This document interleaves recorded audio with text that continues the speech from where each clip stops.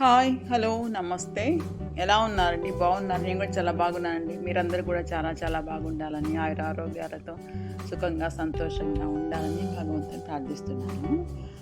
అలాగే ఈరోజు అన్నదాన కార్యక్రమాన్ని స్వప్న గారు వాళ్ళ తండ్రి గారైన బద్దల చెన్నయ్య గారి జ్ఞాపకార్థం ఈరోజు అన్నదాన కార్యక్రమాన్ని నిర్వహించాలని నాతో చెప్పారనమాట.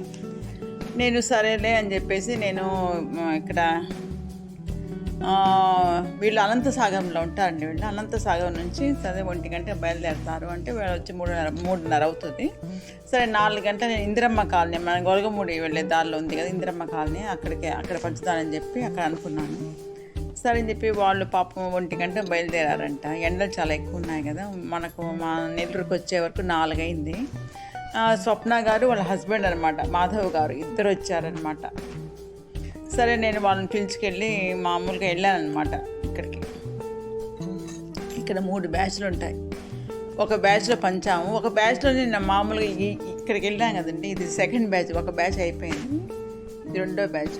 వీళ్ళతో ఏగడం కష్టం అండి, పైన పడిపోయి నాకి వెళ్ళిపోతారు. అసలు వాళ్ళైతే పాపం భయపడిపోయారు. వాళ్ళు అసలు ఫస్ట్ వెళ్ళాం కదా, ఆ బ్యాచ్ వాళ్ళు అయితే డీసెంట్గా తీసుకుంటారు. అసలు వాళ్ళతో నాకేం ఇబ్బంది ఉండదు, జాగ్రత్తగా లైన్గా నిలబడి తీస్తారు.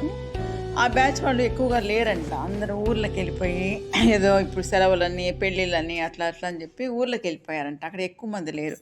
లేకుంటే ఆ బ్యాచ్ కన్నా ఉండింటే నాకు అక్కడికే సరిపోయేవన్నీ. నేను 110 పైన తీసుకెళ్ళి, ఎందుకంటే అక్కడ ఎక్కువ మంది ఉంటారు నాకు తెలుసు.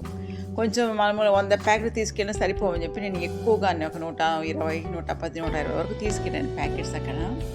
ఒకసారి అని చెప్పి ఇక్కడికి వచ్చాను. ముందు పిల్లలండి, ఏం పిల్లలు చూడండి, అసలు పైన పడి లాక్కెళ్ళి, అసలు మేము 3 ఉన్నాం కాబట్టి మెయింటైన్ చేసాను. నేను ఒక్కదాని అయితే మెయింటైన్ చేసేదాన్ని కాదు.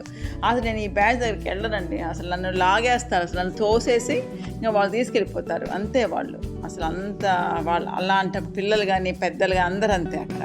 అదే 1, 2, 3 సార్లు వెళ్ళాను. సరే అని చెప్పి వీళ్ళతో నాకు పని కాదు అంటే ఒక్కదాన్ని వెళ్తా కదా, వీళ్ళతో నాకు పని కాదులేని చెప్పేసి ఇప్పుడు నేను ఫస్ట్ వెళ్ళాను కదా, ఆ బ్యాచ్ లాస్ట్లో ఉంటుంది, అక్కడికి వెళ్ళిపోతా. అక్కడ పని చేసి హాయిగా వచ్చేస్తాను. అక్కడ వాళ్ళు లేరు కాబట్టి నాకు ఇక్కడ రావాల్సి వచ్చింది. ఎలా ఉన్నా చూడండి, గుంపులు పడిపోయి చేతిలో నుంచి లాక్కొని వెళ్ళిపోయారండి. వాళ్ళ పాపం వాళ్ళైతే వాళ్ళు ఉన్నారు కాబట్టి సరిపోయింది. నేను ఒక్కదాన్ని ఇది మెయింటైన్ చేయడం కష్టం అయిపోయేది. అసలు నేను ఒకసారి వెళ్ళినప్పుడు అసలు ఏం పంచరా, గమ్ము నిలబడుకున్నాను అంతే. ఇంకా వాళ్ళే తీసుకెళ్ళిపోయారు, ఇంకా అంతే. నాకు పంచడానికి కూడా నాకు ఛాన్స్ ఇవ్వలేదు వాళ్ళు. అలా ఉంటారనమాట వాళ్ళు. నాకు ఒక్కోసారి అయ్యో అనిపిస్తుంది, పాపం వాళ్ళకి ఎంత ఆకలి మీద ఉన్నారో. వాళ్ళు చూడు ఒక భోజనం ప్యాకెట్ కోసం ఎంత ఇబ్బంది పడుతున్నారు, పాపం ఎంత లాక్కెళ్ళిపోతున్నారు అని చెప్పి నాకు ఒక్కోసారి అయ్యో అనిపిస్తుంది. ఒక్కోసారి కోపం కూడా వస్తుంది. మనం అసలు తీసుకెళ్ళి ఇస్తామన్నా కూడా వాళ్ళ లైన్లో అసలు నిలబడరండి. వాళ్ళు అసలు చూడండి, అసలు ఆ వీడియోలో అసలు నీట్గా ఉంటాయి. ఇక్కడికి వెళ్తే మటుకు ఇలా ఉంటుంది.